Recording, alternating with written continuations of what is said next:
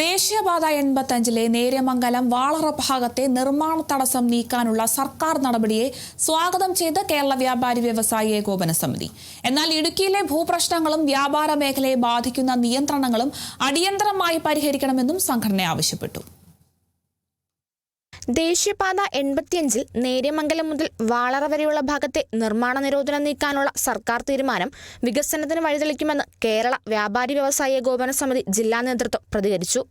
വാർത്താ സമ്മേളനത്തിൽ സംസാരിച്ച ജില്ലാ പ്രസിഡന്റ് സണ്ണി പൈമ്പിള്ളിൽ ഇതോടൊപ്പം ഇടുക്കി ജില്ല നേരിടുന്ന ഭൂപ്രശ്നങ്ങൾക്കും സമയബന്ധിതമായ പരിഹാരം കാണണമെന്ന് ആവശ്യപ്പെട്ടു. നിർമ്മാണ നിരോധനം പരിഹരിക്കണം.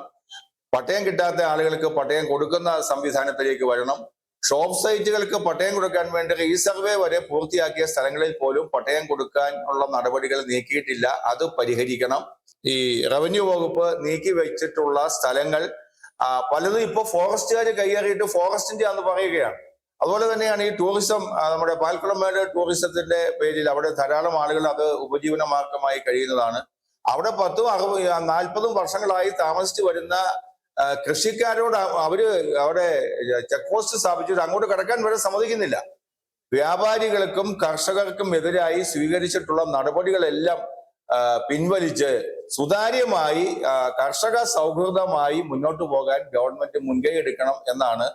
ജില്ലയിൽ ഇപ്പോഴും നിരവധി കുടുംബങ്ങൾക്ക് പട്ടയം ലഭിക്കാനുണ്ടെന്നും പട്ടയം ലഭിച്ചവർ പോലും നിർമ്മാണ നിരോധനം, NOC, EFL, ESA, buffer zone, ദുരന്ത നിവാരണ നിയമം തുടങ്ങിയ നിയന്ത്രണങ്ങൾ മൂലം കടുത്ത പ്രതിസന്ധി നേരിടുകയാണെന്നും അദ്ദേഹം പറഞ്ഞു. നിയമപരമായി ലൈസൻസ് എടുത്ത് പ്രവർത്തിക്കുന്ന വ്യാപാര സ്ഥാപനങ്ങൾ പൊളിച്ചു നീക്കുന്നത് വ്യാപാരികളുടെയും തൊഴിലാളികളുടെയും ഉപജീവനത്തെയും സർക്കാരിന്റെ വരുമാനത്തെയും ബാധിക്കുന്നതാണെന്നും സംഘടന ചൂണ്ടിക്കാട്ടി. ഷോപ്പ് സൈറ്റുകൾക്ക് പട്ടയം നൽകുമെന്ന വാഗ്ദാനം നടപ്പാക്കാൻ ജില്ലയിലെ ജനപ്രതിനിധികൾ സർക്കാർ തലത്തിൽ ഇടപെടണമെന്നും ഭാരവാഹികൾ ആവശ്യപ്പെട്ടു. Kerala vision news, Idukki.